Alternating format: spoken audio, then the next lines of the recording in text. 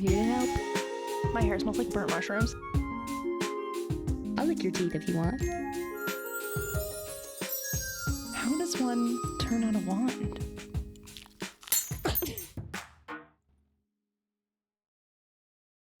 Welcome.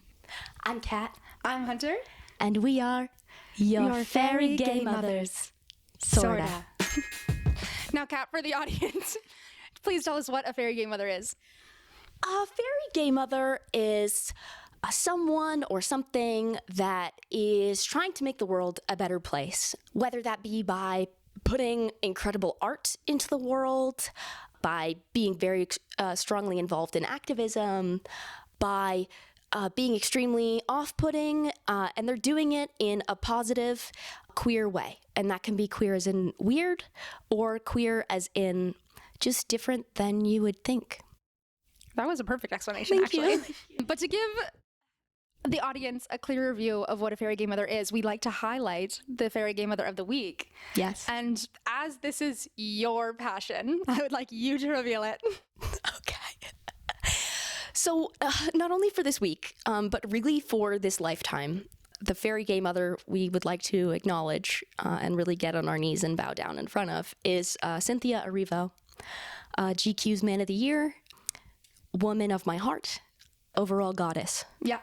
So to highlight a recent Oh my gosh, example yes. of her being a fairy gay mother, some man rushed up to Ariana Grande on the red carpet in Singapore after a premiere. A man who has done this to multiple celebrities as well, Yes, I found out. I saw that, yeah. That like The Weeknd and Katy Perry, Yes, and there on was another one. stage. So like he's known, this is his shtick, this is what he does. Keep in mind that Ariana Grande has some trauma. She has some severe trauma. And this feels predatory on that trauma. Yeah. Also, what a lame shtick to have. Truly? Like, why is Like, assaulting people? yeah, your shtick is stalking and assault. That's not a shtick, that's a crime. Yeah. Anyway, this man rushes up to Ariana on To Galinda. Yeah, to Galinda herself on the carpet. And Cynthia reaches over multiple people before security even has time to think, apparently, and starts to literally claw this guy off of Ariana. Her. Don't touch her. Yeah. Michelle Yeoh doesn't even have time to react either. She's No. like, oh my God. And before security even gets there, like Cynthia has wrapped her body around Ariana Grande, just like in full protective mode. And Hunter told me today that apparently Cynthia has gone even further than that. Yes. I think that she's like contacted different venues that'll be having events with her and Ariana together in the future and like put that man on a ban list. I think they've like increased security. I think she's pursuing legal action. Excellent. Would certainly do more research into that, but even just the idea, the threat, Yeah. is more than a fairy gay mother usually does. Yeah. Normally a lot of threat, not always a lot of action. Whereas Cynthia's a woman that gets shit done. Yeah, absolutely. But I did find it really interesting. I read the GQ Man of the Year piece that she did, yeah? the full interview. Yeah, it just highlighted parts of her journey to get where she is. And she talked about like her childhood. She talked about being in RADA, the drama school in London that she went to. And her journey as like one of the few Black people in her year and what kind of roles that informed her getting very unfairly, because when you look at her, when I look at her now, I really think like there is not one thing that woman cannot do. No. But obviously due to the racism in the institution, There are things that people won't let her do. yeah, or she was given like side characters. Yeah. And there was, oh my gosh, there was one example where she was cast in a smaller part for a show, and then one of the leads got really sick and lost her voice. And so they made Cynthia sing from the wings No. instead of getting to go out and play the character. No, actually. I was like, that is some Drew, what's his name? Drew Seeley, Drew Troy Seeley. Bolton shit. outrageous. That is outrageous. No. So yeah, just there's so much that she has overcome with so much grace. Oh my, I just have so much love and respect for her, and I'm so glad that the rest of the world is getting to see that. Yes. And that it's being acknowledged on a larger stage. Like, I know that there has been no proof for spontaneous combustion, but I'm so certain if I was in front of Cynthia Erivo, I would serve to be the first example. Literally, yeah. someone for Halloween dressed up as Cynthia Erivo's nail. I saw that, and Like, it doesn't get more iconic than that. that was like it's like, I hate gay Halloween. And to know too that like that person walked around all night and only the truest of legends would understand what that was. And I'm not talking about like musical theater, because Cynthia Erivo is not just a musical theater reference. No. Like, my queen has acting credits. She has written a book. Yeah. That's coming out, and I forget what it's called. I want to say it's something along the lines of Be More.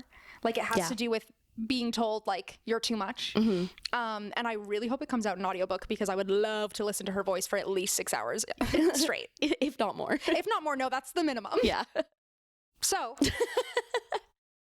thanks for coming to our podcast about Cynthia Erivo. Yeah. She's our example Yeah. of our Fairy Gaymother of the year, GQ's Man of the Year. Yeah. Which is also, just like incredibly progressive and sexy. Like, I just like have never made it my business to learn a man's name. Not gonna lie, I didn't even know the award was a thing until Miss Cynthia Erivo made it relevant to me. Yes, yes. And speaking of which, because we can only ever aspire to be like her, and we never really will, but we can try.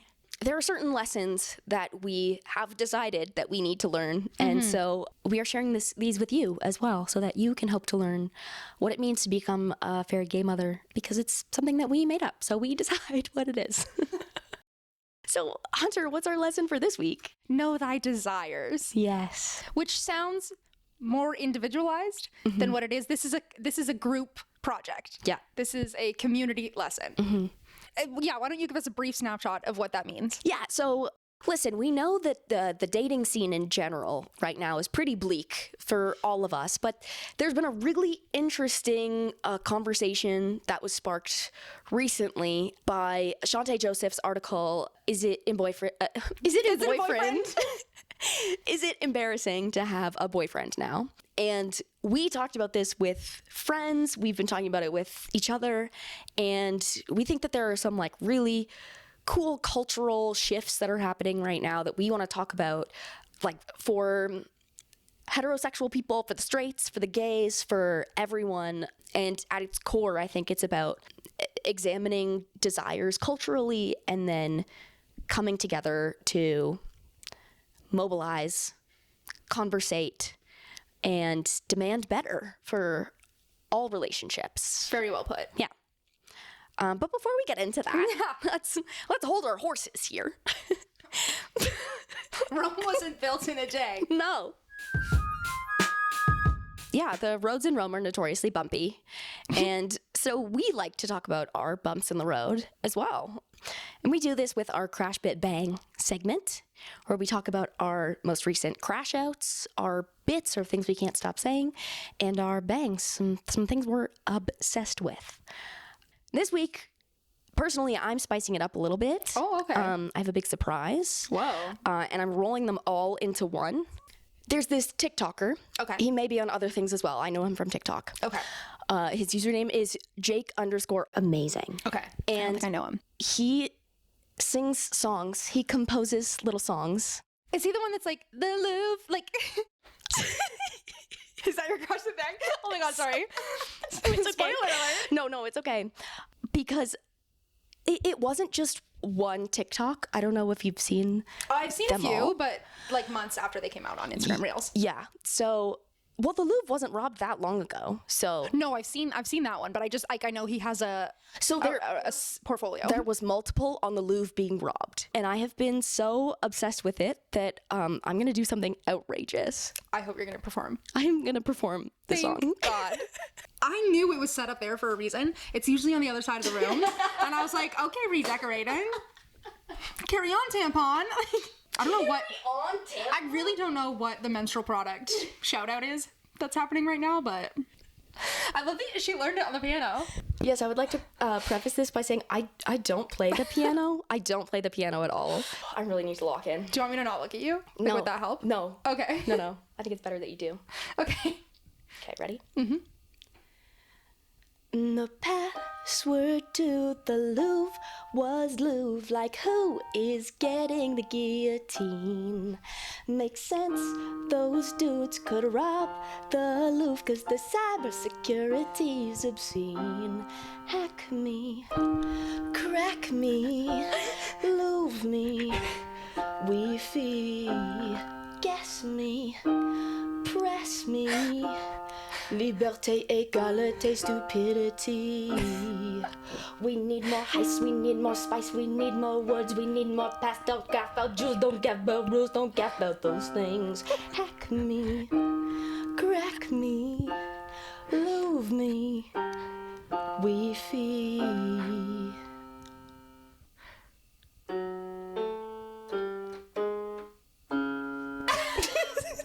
I actually think that's the best thing that's ever happened to this podcast. It's episode, 3? And so my second part of the surprise and it's very important to this story. So part of that TikTok was that he posted the pictures that they posted in the original article. Because they were kind of hot, right? Yes, they were very hot. He, like, controversially? I'm pretty sure posted another entire song dedicated to how hot the guys who robbed the Louvre were. And then he posted this. The two dudes we thought robbed the Louvre actually didn't rob the Louvre after all. Apologies for spreading fake news, but those photos like deserved a song. Steal me, feel me, Louvre me, sorry, take me, break me. Sorry for that clerical oopsie. One of the guys actually posted about it.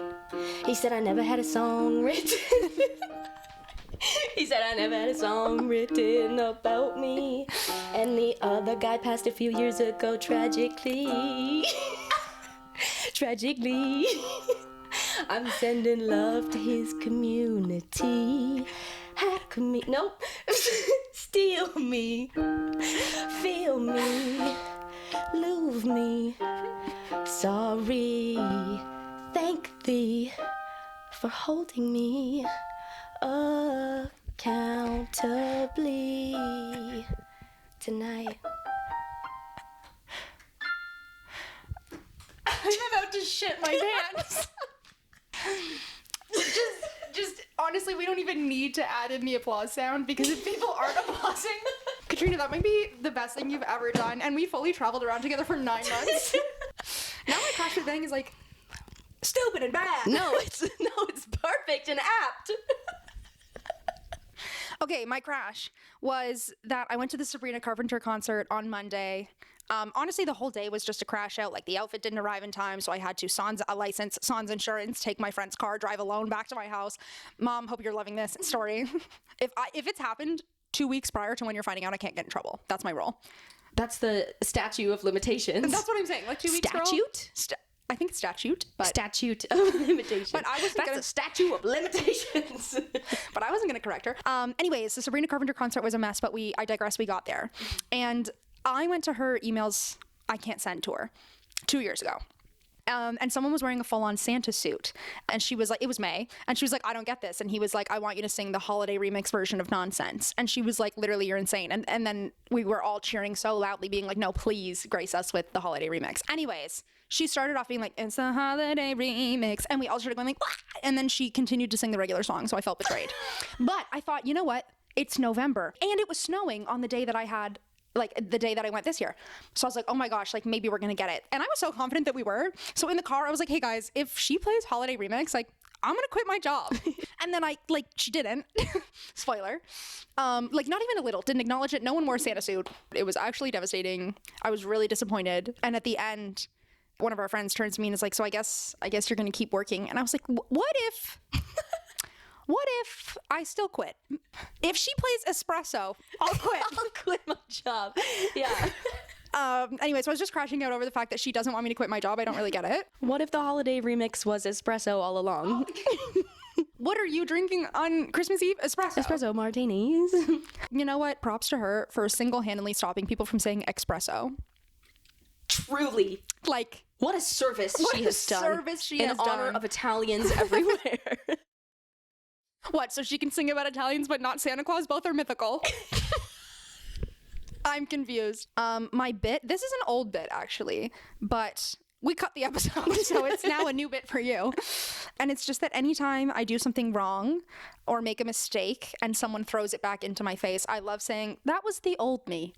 And it's funnier the more recent you've made that mistake. I have some sort of brain issue right now, so I'm saying the wrong words when I mean something else. And so I work for a non-for-profit, and I was trying to say like donor, like how can we help donors? And I said, without realizing, like, how can we help boners, to the full-on marketing VIP. Is that a thing? VP? VP, True Jackson, VP, of a not-for-profit hospital. And I continued on as if... And it was women's health. It was literally mature women's health that we were talking about. So really not sure where boners are coming in there. Don't you guys have enough?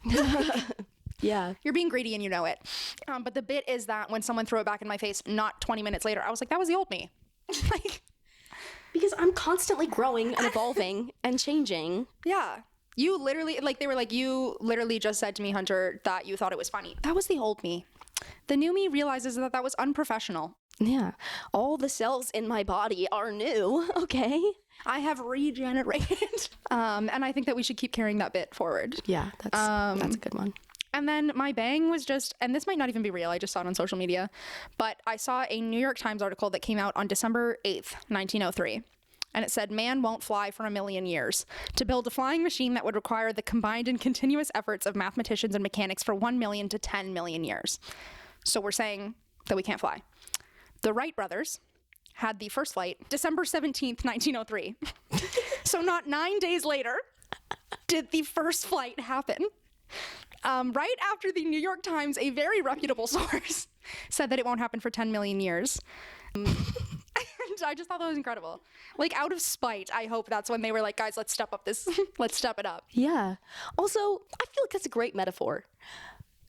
Men, just because you think something can't happen means some other man is about to prove you wrong in 9 days, okay? In 9 days. You know what? Same with, it doesn't even have to be another man that's going to prove you wrong. Remember when they were like, oh, man can't go to space. What was Laika doing up there then? A dog is going to beat you to it. It's going to beat you.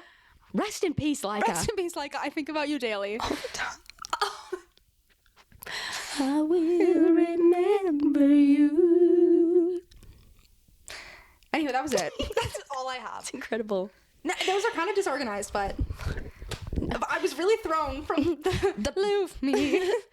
Speed bumps aren't always all in a row, okay? No. They're dispersed throughout. Yep.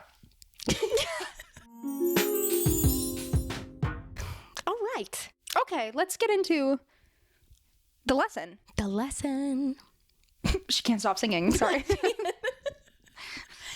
So, to give a bit of background, we're going to talk about some articles. I'm going to be doing some summaries, so don't worry if you haven't read them, but I would really encourage everyone to read these if you haven't. Engaged in some feminist literature. Exactly.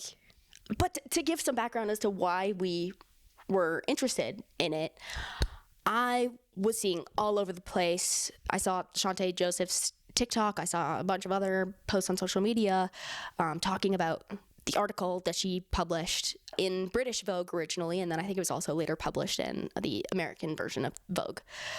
The article is called, Is Having a Boyfriend Embarrassing Now? And it went mega viral. Yeah. Mega I was seeing that in real time on Instagram Reels. Yeah. Which never happens. We were at a Halloween party, and at one point it turned into a little group discussion of like, has everyone read the Is Having a Boyfriend Embarrassing Now article? Yeah, but to give some context on the article itself, obviously the kind of clickbaity title is not necessarily the substance of what the article gets into. No. I think it certainly achieved its goal in getting the clicks and the views. Absolutely. And you can tell exactly who read the rest of the article and who did not. Yeah.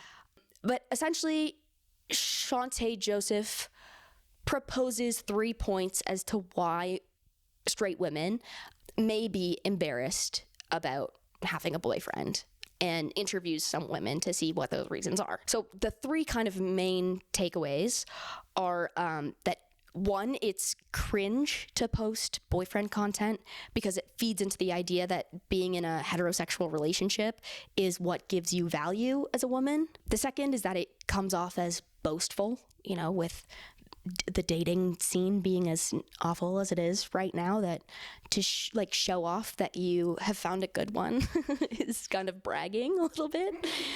And the third being that it's embarrassing to post someone and then after breaking up / divorcing, having to go back and delete all those pictures.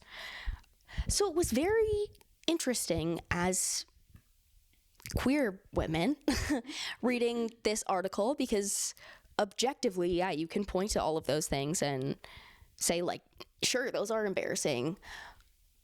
But I think the conversation has shown that it's about a lot more than that. But it was really interesting to see it from like a social media perspective, because that's really what the article was focusing on. Like, yeah, not necessarily having a boyfriend, but how do you show that to other people? Yeah. Really. How it's presented via social media. Yeah. Which a lot of people missed in their critiques of that. I think they just read the title and was like, I'm going to tell you about my boyfriend. And you're like, awesome. Yeah.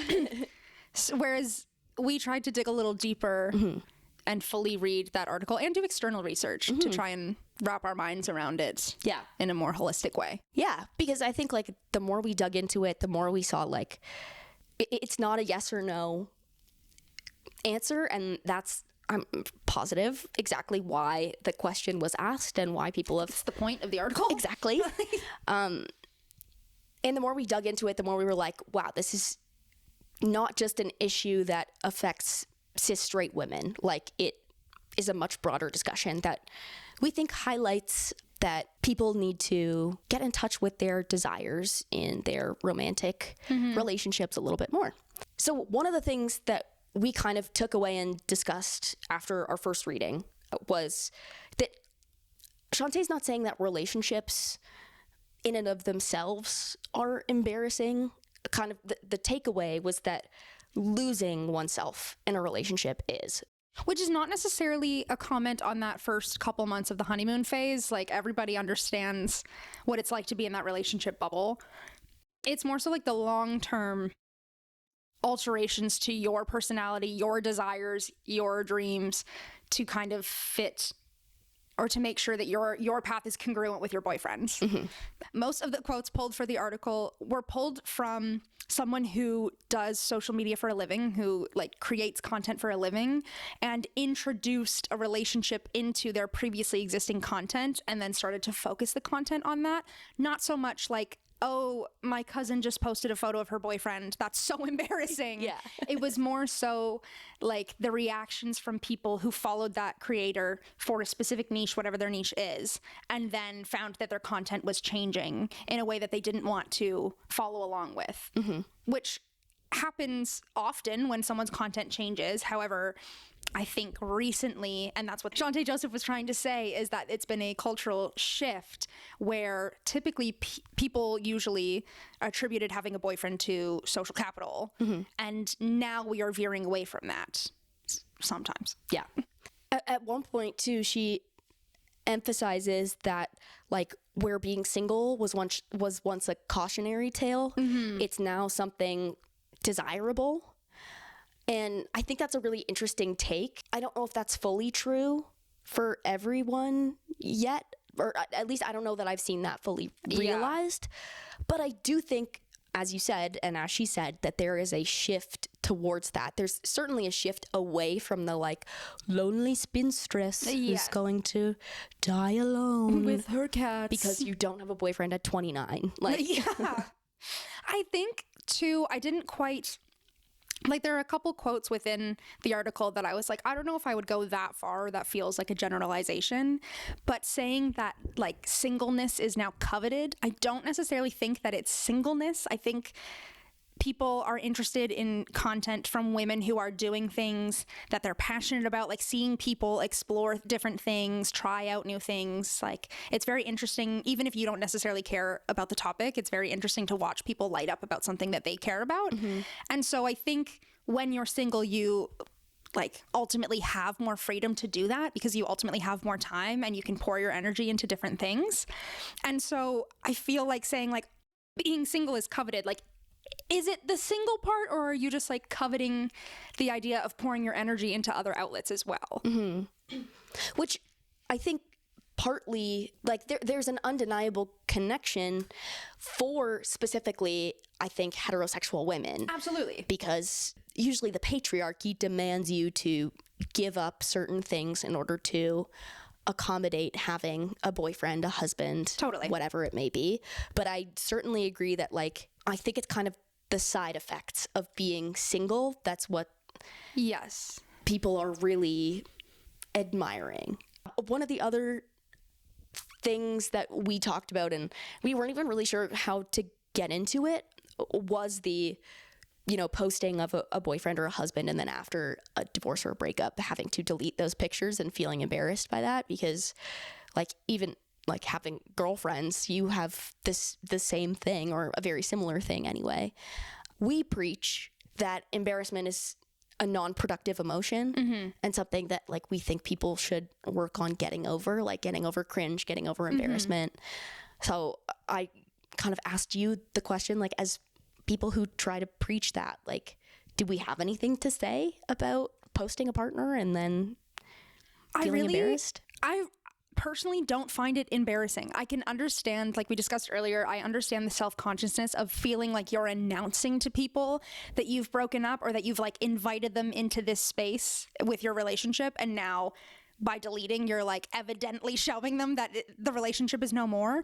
But I actually think it is way weirder for people to be looking at your old social media posts to see if your relationship is still happening, especially when they don't know you that well. Like, and if, for example, like, obviously we're close. If I had deleted photos, if I had deleted photos with an ex before I had spoken to you about it, maybe like before I even told you about the breakup, like, it would make total sense for you to message me and like have a conversation about it. But for everybody else who is concerned with whether or not you're deleting photos of your now ex-partner, like, that is so much weirder than posting and deleting about someone that you were dating. Yeah. And I think when we were talking about the whole embarrassing notion, and not that we were trying to answer the question, but in going along with that point of like relationships in and of themselves are not embarrassing. I think having a bad boyfriend is embarrassing. And a bad boyfriend in the sense that, like, your partner is an extension of yourself. You don't have to agree on everything, but the values that you each have are shared values. I agree. I think that often people are like, we can disagree. And you certainly can, on whether pineapple on pizza is disgusting or things like that, but like on basic human rights, on the political party you wish to affiliate yourself with. I don't think you should be disagreeing with your partner on those things. No. This is a quote, I have no idea who it's from, but it was just that, like, silence is a stance. Neutrality is a stance. And I think that when you allow yourself to be affiliated or to be in proximity of someone who believes those things, you are giving them a pass to do so. You're saying this is okay with me because you're actively still dating them. Yeah. And I think that that is something we should probably explore a little bit. Because I'm not here to teach your boyfriend. No, it's not my job, actually.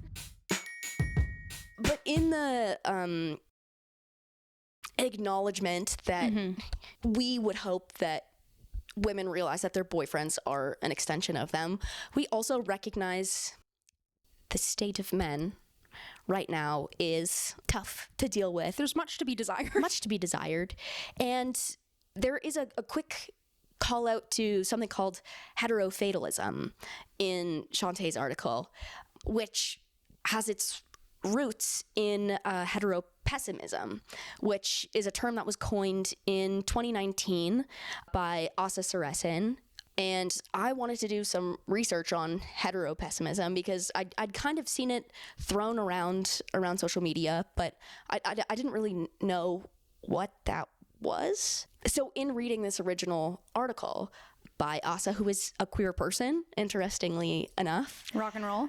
they kind of define it as a disappointment or a hopelessness with the state of heterosexual relationships and kind of the despair that comes with dating, especially in the current environment that we live in right now. He does note that heteropessimism is largely a performative sentiment.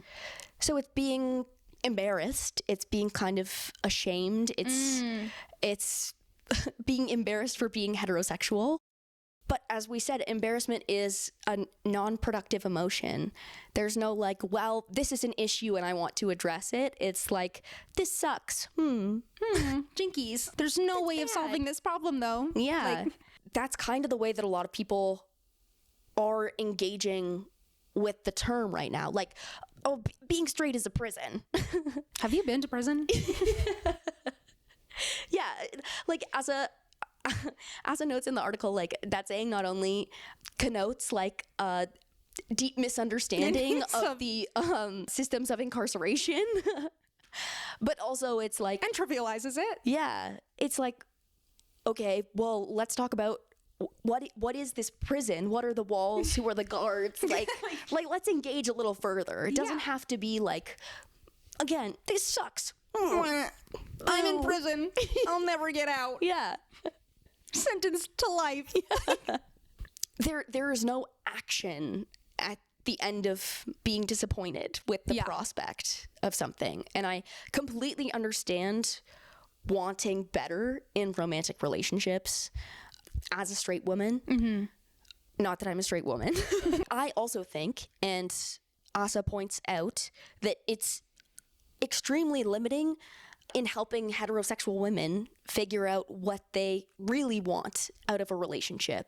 It kind of sets them up to be disappointed and then to just expect disappointment for the rest of their life, and kind of permits that notion that, well, it doesn't get better. Yeah. We're really not offering any avenues for heterosexual women to look for solutions to that problem. Yeah, and the article does highlight like the value in discourse, in conversation, and at one point talks about the Why Do I Like Men podcast, Yes. I think it's called. And I really like this one quote that they pulled from it. So a woman called Theta Hamill was on this episode of the podcast. Shadow Theta. She's a trans woman, and I think that is like provides a really unique insight that I think straight women can't always get to because they haven't been forced to intellectualize their sexuality or like really examine and critique it the way that like queer people have had to think about every aspect of their identity. Yes. When it comes to sexuality and gender specifically. Well, and the trans experience is often left out of these conversations and completely underrepresented as well. Yeah. So I think it's important to have trans women weigh in on this as well, as they're also in heterosexual relationships. Yeah. Yeah. So she says, the reason that a woman likes man, or a trans woman maybe in particular likes men, is not necessarily because men are that likable, but just that they bring out qualities that you like in yourself by virtue of being different from you. Which to me is like, yes. Wow. That makes so much sense. And we can get all philosophical about love and attraction, and that's for a different episode. That's for a I different think. Episode. But like, Need to read a different book. what an amazing insight to come out of a simple question. Why do I like men? Yeah, no, completely. Like, what is your desire? What are you attracted to? What do you want a future partner to look like? Like, what do you expect of a partner for yourself? Not just like necessarily what you expect of men in general. But that's why I think a larger conversation is so much more productive than the individualization of heteropessimism. Yes. It's like, well, expect disappointment. Yeah, like collectively, what can we be expecting and desiring out of our relationships? Yeah. Like, and I think women are getting better at articulating that in the sense that I don't I don't mean this to be exclusionary to men, but I feel like they are getting what they desire out of heterosexual relationships, so they're not putting much work into articulating what they want.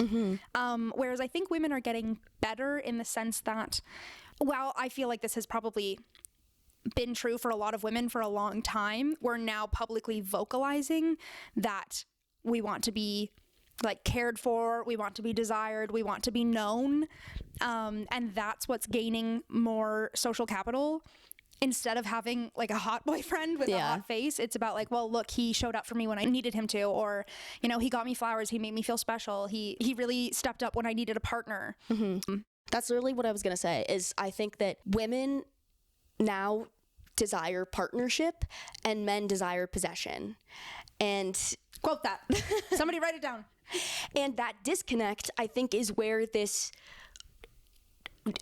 clashing is happening, where the embarrassment is coming from. It, like, the why does having a boyfriend feel Republican? Like, incredible quote. Yeah, because it feels like you have to sacrifice something, whereas I think it has to be a discussion. It has to be a larger movement. Yes, women have been given, or their rights have been extended, and we've been given more opportunity financially, that we've been able to think, okay, now other than financial stability, what do I desire out of a relationship? Or I think we're in that questioning period now. I think that's what's kind of sparked all this controversy around this article, is that we're kind of starting to articulate and think about what we would want in a relationship. And I think you're right, it's moving towards partnership. It's no longer the trad wife, and some people want that, and have at her. Sure. I hope you love it. Yeah. But a lot of women are now saying, actually, no, I'm quite independent in my own life. If I'm going to have a partner, I want them to feel like a true partner. And I also think the way that heteropessimism is limiting to heterosexual women, I also think it's potentially, and it is very well, damaging to queer and trans people, because one of the things that happens is women going, oh, like, I wish I was gay, or anyone really going, oh, I wish I was gay. And I truly can say from personal experience, I'm tired of it. Stop saying that to me. Yeah, because I think it does multiple harmful things. One is that it paints sapphic relationships, non-men dating non-men, as the ultimate, as the thing to aspire to, because you're not dealing with men.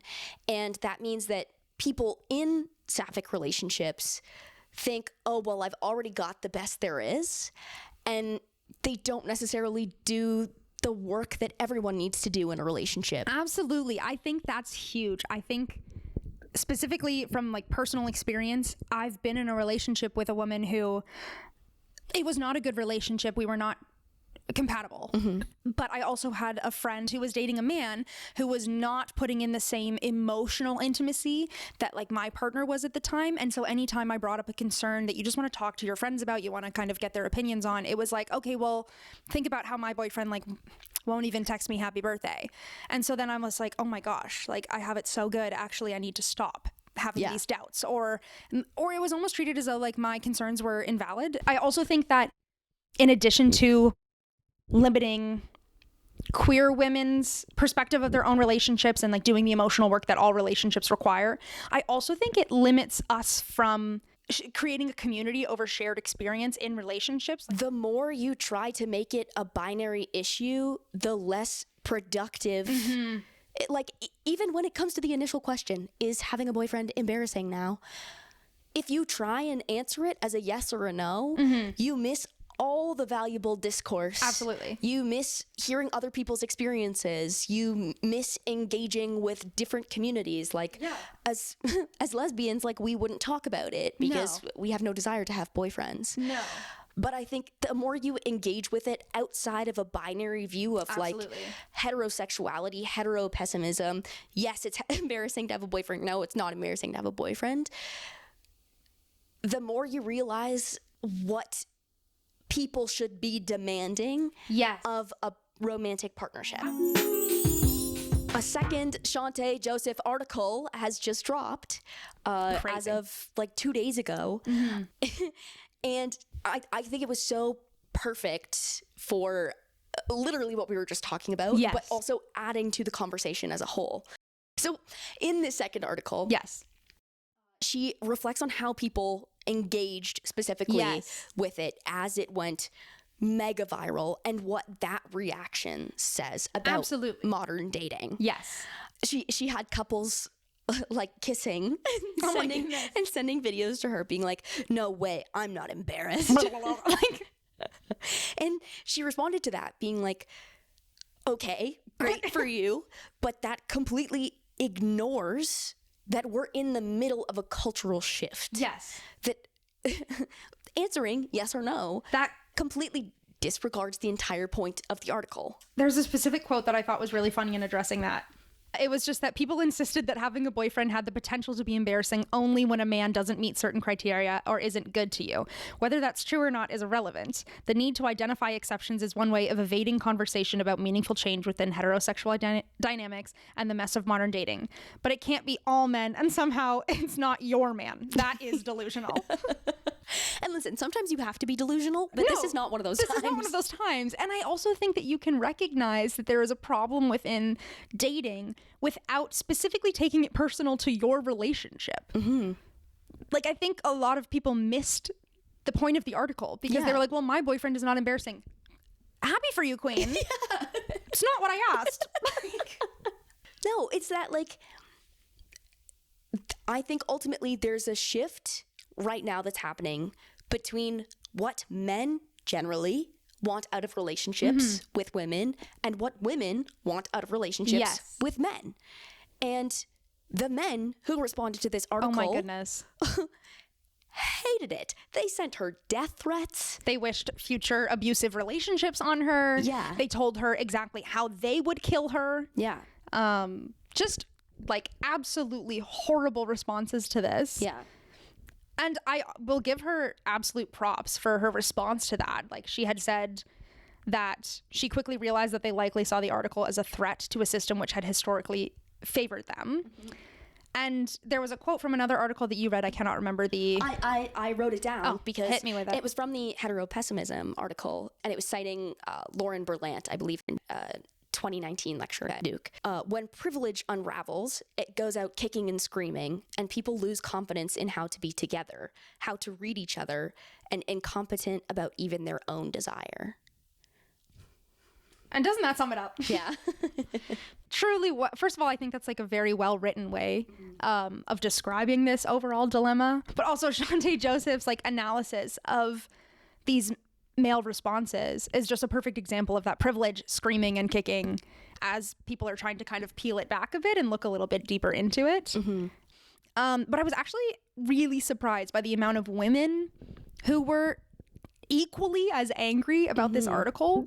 Again, taking it personally as if there's something wrong with them. Yeah. But also too, like, and there's another quote from this article, but she says that she thinks that the original article struck such a nerve because straight coupledom is kind of positioned as aspirational, but conceals a lot of the unsavory things we'd rather not address. And I think that a lot of women who responded poorly to this article, mayhaps it was like an over defense. Mm-hmm.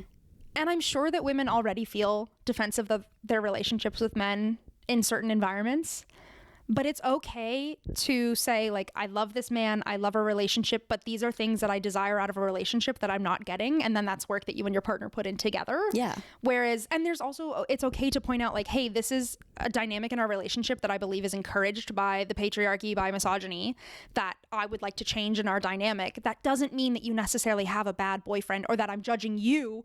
Yeah. And for your relationship dynamics, like, you did not create patriarchy. So I'm not saying you personally are responsible for the patriarchy. Yeah, you personally are responsible for this like microaggression that your boyfriend does that kind of makes you feel like the object of possession. Like I think a lot of people took it personally when in reality we're just kind of questioning the overall system of relationships in general. Mm-hmm. Yeah, and I think one of the dangers of like leaving the conversation at heteropessimism or like that sucks is that it puts the onus on women to choose. Yes. Okay, am I going to suck it up and date or am I going to be single and celibate? And like that is both individualizing And once again, putting the onus on the woman to do the work. Absolutely. One thing when we read through all of these articles that we both made note of was just that every solution that someone did propose was still putting all of the responsibility on the woman and not holding the men accountable for perpetuating these like toxic relationship dynamics. And we can talk about how this term kind of has some transphobic roots. Yeah. But like political lesbianism, is that what it's called? Yes, yeah. Political lesbianism, essentially as an alternative, quote unquote, to being heterosexual, choosing to only be a lesbian, choosing to be a lesbian, point blank period. All conversations about political lesbianism as of late have been kind of acknowledging it as like, that's kind of crazy, and then brushing it off. That's a little silly. It has its roots in the 70s second wave feminism, where you had some like really radical shiftings, and unfortunately political lesbianism really has a root in transphobia, specifically towards trans women, Right. Being viewed as not real women. And that continues to be a reason why a lot of people don't consider it valid. Nor do I think that choosing to only date women is necessarily an appropriate response to the dating scene. No. Or what you desire out of a relationship. Because I also think then too, it kind of plays into that, well, like sapphic relationships are the best. Yeah. And you won't have any of the problems that you're facing in your heterosexual relationships that you would in a like same-sex relationship. Which I fear is not true. I have dated many women who behaved like men. Yeah. Like Just behaved poorly, just in behaved general. poorly. Yeah. Yeah. You should not learn to desire someone based on the based on their gender. Yeah, truly. It should never just be about, I desire you because you are a man or because you are a woman. I would really hope that we are all desiring people who are multifaceted, great partners. Who make us better people. Yes, who uplift us. Who make us feel supported. That we don't have to like sacrifice our individuality that for. we love. So when it comes to know thy desires, that's exactly what we're trying to get to the root of. That we all need to demand better. Yes. And that is not limited to heterosexual relationships. No. And that it's a prudent, important conversation for people to engage with. For anyone embarking in a romantic relationship, and by individualizing it as you're embarrassing for having a boyfriend, is prohibiting that community discussion, that discourse, and ultimately stopping any sort of progress. Amen. A woman. Okay, if we had to improvise a song right now about the conversation we just had, Oh. what would you hit me with? Whether you're a man or whether you're a woman. Or neither. In the ether. Whether you are single Or whether you are taken. you don't deserve to have your heart a breaking. Or think that our relationships are forsaken. Because together as a community. Crimes of the community. T. We can build a solidarity. Yeah. That's the end. And we were so sympathetic to straight people this entire episode. We really were. We were really nice to you guys. We were great, because I could have said, yes, having a boyfriend is embarrassing, and left it at that. But Chanté wouldn't want us to do that. Chanté wouldn't want us to do that. And neither would... My mom probably. I was going to say like Thilda, whatever her name was. I forget. Hilda? Thelda? Thelda. Thelda! Shout out to Thelda. I'm so sorry if I butchered anyone's name throughout this episode. If it makes you feel any better, they're not watching. No, I didn't think so. But just generally into the world, I would like to apologize. Sorry. That's what rhymes with solidarity. Well, we'll see you next time, and thank you for tuning in. Send us an email if you have some thoughts, or Would love to hear. send us a DM, send us a post, send us a Pigeon. We will always welcome pigeons. We'll catch you later. Bippity boppity bye.